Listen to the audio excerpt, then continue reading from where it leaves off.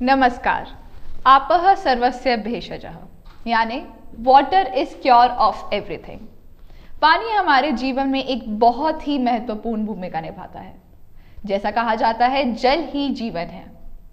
मैं हूं खुशी यादव और आज का हमारा टॉपिक है वाटर इनपुट एंड आउटपुट। चलिए मिलते हैं हमारे गेस्ट से आज के, Manya, who is an expert. Hello Manya. धन्यवाद अपने शो में आमंत्रित करने के लिए। श्योर। आगे हमारे साथ है आर्य, जो हमें आम जनता की राय बताएंगे।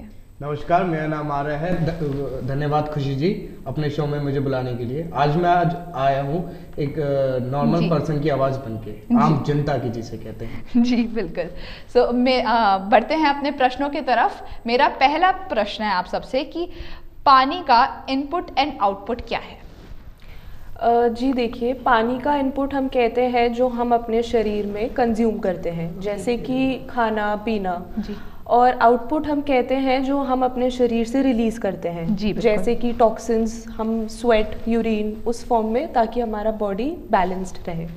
जैसा कि आपने मान्य बताया कि क्या और क्यों होता है इनपुट एंड आउटपुट, उसी में यह है कि शरीर में पानी का संतुलन क्यों बना रहना चाहिए?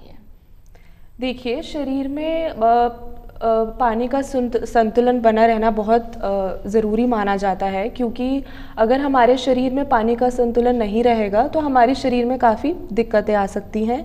हमारे शरीर में प्रॉब्लम्स हो सकती हैं, डिहाइड्रेशन हो सकती है और ब्लड प्रेशर, काफ़ी चीज़ें हो सकती हैं। जी, ये आपने बिल्कुल सही कहा। तो मान्या जी, मैं ये पूछना चाहता हूँ, जैसे कि जैसे नॉर्मल पीपल, एक इंसान है, अगर वो ज़्यादा पानी पी रहा है तो उसमें कुछ प्रॉब्लम हो सकती है। जैसे कुछ जिमर होते हैं, एथलीट्स होते हैं, वो ज़्यादा पानी कंज्यूम करते हैं क्योंकि वो टैबलेट्स एंड ऑल्सो मेडिसिन लेते हैं, तो डॉक्टर कहते हैं कि आप ज़्यादा पानी पीजिए, तो उसमें प्रॉब्लम होती है इन चीज़ों से? देखिए, आम सी बात है, अगर कोई व्यक्ति जिम जाता है तो उसकी फिजिकल एक्टिविटी ज़्यादा है, तो वो लोग क्रिएटिन और प्रोटीन सप्लीमेंट्स कंज्यूम करते हैं, तो आम सी बात है उनको ज़्यादा पानी पीने के लिए कहा जाएगा। क्योंकि अगर हमारे शरीर में वो ज़्यादा एक्टिविटी करेंगे और हम पानी नहीं कंज्यूम करेंगे तो आम सी बात है शरीर में दिक्कतें आ सकती हैं, और इसलिए बोला जाता है जो एक्टिविटी करते हैं उनको ज़्यादा पानी पीना चाहिए। ओके, तो इसके पीछे ये रीज़न है? जी बिल्कुल जी। तो मान्य, जैसे आपने बताया कि शरीर में पानी की जो ज़रूरत है, आपने भी ये बताया कि ज़रूरत है, पर शरीर में कितना पानी की ज़रूरत है? अगर हम अमाउंट की बात करें तो वो क्या है? देखिए, आम सी बात है, अगर हम शरीर में पानी की बात करें तो 8 से 10 ग्लास दिन में पीना बहुत अहम माना जाता है। 2 से 3 लीटर जिसे हम कहते हैं। तो एक व्यक्ति को आम दिन में 2 से 3 लीटर पानी कंज्यूम करना चाहिए ताकि शरीर स्वस्थ रहे। अच्छा, तो मतलब कि 8 लीटर के करीब का हमारा होना चाहिए रोज़ का। तो मेरा अगला प्रश्न है यही कि हमारा जो हम पानी जो ये ले रहे हैं, इनटेक कर रहे हैं जो हम, तो इससे हमारे शरीर पे क्या असर पड़ता है ज़्यादा पानी पीने से? देखिए, आम सी बात है, excess of everything is not good. तो अगर हम पानी अपने बॉडी के हिसाब से करें, जो हमारी बॉडी जितनी रिक्वायरमेंट है बॉडी की, तो उतना बेहतर रहता है। अगर हम शरीर में ज़्यादा ज़रूरत से पानी डालेंगे तो उससे दिक्कतें भी आ सकती हैं शरीर में। अच्छा। तो आम सी बात है कि हमको अपने शरीर के हिसाब से उतना पानी कंज्यूम करना चाहिए, जितना ज़रूरी है, ओवर नहीं लेना चाहिए। जी बिल्कुल। तो शुरुआत में जैसे कि मान्या आपने बताया कि हमारे आउटपुट्स में स्वेटिंग होती है, यूरिन होता है, तो उसी में पसीने के रूप में पानी शरीर से निकलना क्यों ज़रूरी है और क्या रीज़न है उसके पीछे? देखिए, जैसे आप कह रहे हैं कि हमारे शरीर में पानी की जो हमारा बैलेंस है बॉडी का, तो अगर हम उसको पसीने के तरीके से बहाते हैं तो हमारे जो एक्सटर्नल फैक्टर्स हैं बॉडी के, वो हमारे शरीर को जब निकलता है तो एक बॉडी का रिस्टोर करने के लिए बैलेंस बहुत ज़रूरी होता है। तो इसीलिए पसीने के थ्रू अगर हम बहाते हैं तो बॉडी के जो टॉक्सिन्स हैं वो फ्लश आउट हो जाते हैं। ओके, सो जो अभी आपने जैसा हमें टॉक्सिन्स और इन सब के बारे में बताया, वैसे ही एक और प्रश्न हमारा आता है कि किडनी हमारे शरीर में इस सर्कुलेशन में पानी के क्या किस तरीके से मदददायक होती है और क्या रोल प्ले करती है? देखिए, सबकी एक तो बॉडी अलग होती है, सबकी बॉडी का अलग सिस्टम होता है। अब हमारी बॉडी में जो किडनी का फंक्शन है वो है टॉक्सिन्स फ्लश आउट करना और पानी को रिस्टोर, पानी निकालना बॉडी से।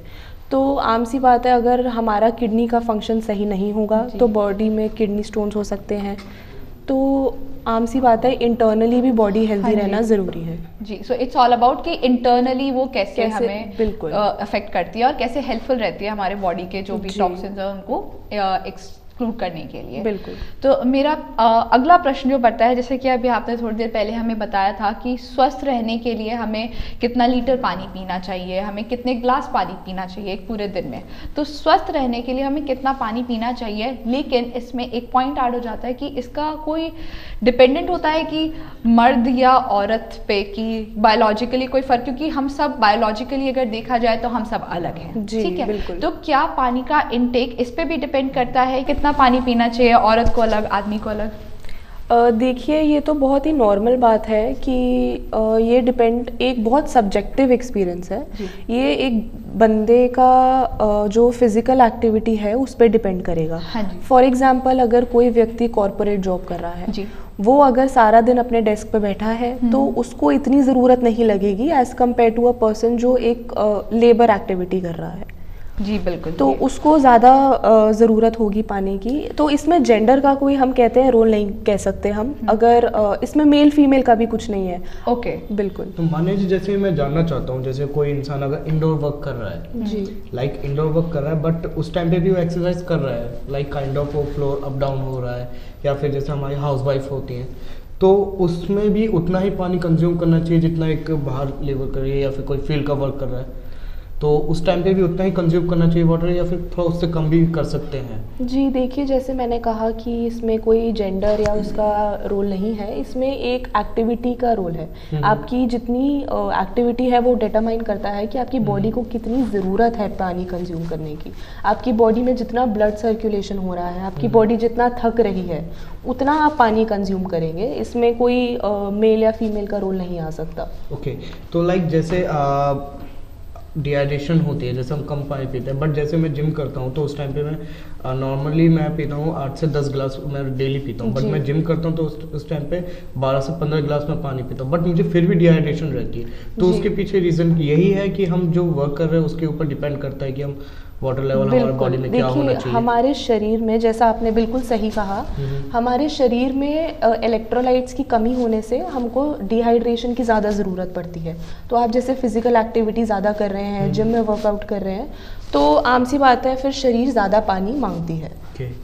तो इस टाइम पे हम लाइक जैसे फ्रूट्स हो गए या जो, हाँ ये तो देखिए बहुत अच्छी बात है कि बॉडी वर्कआउट करने से अगर आप अपने शरीर में अच्छा खाना डालेंगे तो बॉडी अच्छी ही बनेगी। तो उस टाइम पे डिहाइड्रेशन नहीं होगी? नहीं, फिर डिहाइड्रेशन कम होने का चांस है बिकॉज आपकी बॉडी एक बैलेंस डाइट भी ले रही है और पानी भी अच्छा कंज्यूम कर रही है। ओके, तो ये रीज़न है। जी बिल्कुल। ये आर्य ने एक बहुत अच्छा क्वेश्चन पॉइंट आउट किया कि अभी तक जो मेरा प्रश्न था वो इसी के अराउंड रिवॉल्व था कि क्या महिला और एक आदमी के उस पर भी निर्भर करते हैं। और जब हम जिम में ट्रेडमिल पे रन करते हैं, जब हम मैराथन रन करते हैं, उस टाइम पे हमारा एक एक्सटर्नल एटमॉस्फेयर में होते हैं, आउटडोर होते हैं, तो हमारी बॉडी का एक्सर्शन ज़्यादा होता है। और जब हम इंडोर करते हैं तो हम एक सराउंडेड वे में होते हैं जब हम जिम पे ट्रेडमिल करते हैं। जो आर्य ने अभी जिम वाला पॉइंट ऐड किया था तो मुझे भी उससे ये वाला पॉइंट याद आया।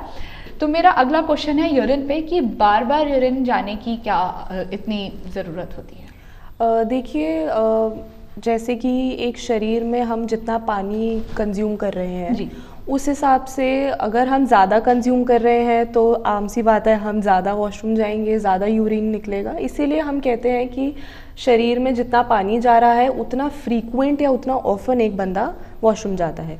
अब देखिए पानी से तो है, लेकिन अगर किसी का ब्लैडर, सबका बॉडी डिफरेंट होता है जी, तो सबके जो ब्लैडर है वो भी डिफरेंट होता है। किसी का ब्लैडर ज़्यादा होल्ड कर सकता है तो ज़्यादा वॉशरूम जाने की ज़रूरत नहीं होती। किसी का अगर छोटा है, नहीं ज़्यादा रिस्टोर कर पा रहा है तो नहीं हो पाता है। तो इसकी वजह से हम कह सकते हैं कि ये बॉडी टू बॉडी डिपेंड करता है। मतलब ये बायोलॉजिकली डिपेंड करता है। एज सच कोई इसका वो भी है कि हमारी हेल्थ को इंडिकेट करता है, क्योंकि ये कहा जाता है कि आपकी बॉडी कुछ भी हेल्थ प्रॉब्लम आने से पहले आपको इंडिकेट करती है, एक इंडिकेशन देती है। स्वेटिंग में भी बताते हैं कि, या फिर आपके फेस के थ्रू आप बॉडी इंडिकेट करती है कि अगर आपकी बॉडी में कुछ गलत है। तो क्या यूरिन या फिर आउटपुट्स के थ्रू भी बता सकती है ये? हाँ, ये आपने बिल्कुल एक्चुअली सही पॉइंट आउट किया है। ये जनता को बताने वाली बात है, क्योंकि हमारा शरीर इनडायरेक्टली हमको संदेशा देती है कि हमारे शरीर में क्या चल रहा है। अगर ये आजकल लोग इस बारे में ज़्यादा बात नहीं करते हैं, लेकिन ये शर्माने वाली बात नहीं है। अगर आप यूरिन होता है और उस पर चींटियाँ हैं जैसे फॉर एग्जांपल, तो एक ये इंडिकेशन है कि बंदे को बीपी की प्रॉब्लम है। तो इसीलिए इन चीज़ों से हमारे, अगर किसी को स्वेटिंग बिल्कुल भी नहीं हो रही है तो उसकी बॉडी टॉक्सिन्स नहीं फ्लश आउट कर रही है, तो ये हमारी एक बॉडी का इंडिकेशन है जो हमें खुद से मिलता है और हमें पहचानना चाहिए ताकि हम फर्दर कुछ कर पाएँ अगर कोई प्रॉब्लम है तो। मान्या जी, मैं आपकी इस बात से बिल्कुल सहमत हूँ। लाइक जैसे मेरा एक फ्रेंड है, बिल्कुल उसको बिल्कुल भी पसीना नहीं आता, बट कहता है कि मैं हेल्दी हूँ, बट जब उसने टेस्ट करवाया तो उसको बहुत कई ज़्यादा उसकी बॉडी जितनी हमारी उससे ज़्यादा वो टाइम पे उसकी बॉडी में प्रॉब्लम्स आ रही थी क्योंकि वो स्वेटिंग नहीं हो रही है उसकी। और मैं आपकी इस बात से बिल्कुल एक जिसे कहते हैं 100% मैं सहमत हूँ। तो ये चीज़ आपने बहुत अच्छी बात बताई, क्योंकि आजकल लोग हर चीज़ के बारे में बात करते हैं लेकिन कुछ चीज़ों के लिए बात नहीं करते अपने डॉक्टर से भी। बिल्कुल। तो जैसे आपने बताया जैसे कलर के लिए होता है, जैसे कि यूरिन का कलर क्या आ रहा है तो उस पर डिपेंड कर सकता है। लाइक जैसे यूरिन के टाइम पे ब्लड आ रहा है तो उसमें भी प्रॉब्लम होती है आई थिंक। हाँ जी, देखिए हमारे बॉडी हमको एक सिग्नल देती है कि हमारी बॉडी में कहाँ प्रॉब्लम आ रही है, बस हमें पहचानना है वो। तो अगर आपको लग रहा है कि आपकी बॉडी में प्रॉब्लम आ रही है तो आपको डॉक्टर को ज़रूर कंसल्ट करना चाहिए, चाहे वो कोई भी बात हो, इसमें कोई शर्म की बात नहीं होती। जैसे कि आपने कहा आपके फ्रेंड को प्रॉब्लम निकली, तो उसको अब जो प्रॉब्लम आई है उसको ठीक करना चाहिए इस चीज़ को, कि वो अपनी जो प्रॉब्लम आ रही है फिजिकल एक्टिविटी करा करे ताकि स्वेट आए, टॉक्सिन्स निकले बॉडी से। और पानी का जो कॉम्पोजिशन है, अब हमारे शरीर में 70% पानी ही है, तो अगर हम पानी नहीं कंज्यूम करेंगे तो आम सी बात है शरीर में दिक्कत आएगी ज़रूर।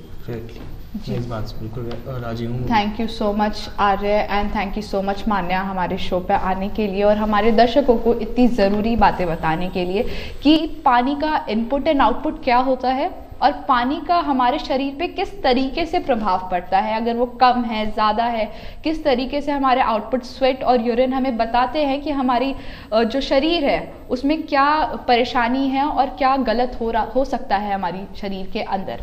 तो धन्यवाद मान्या एंड धन्यवाद आर्य हमारे शो पे आने के लिए।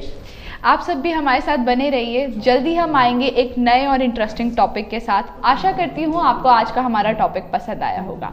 धन्यवाद।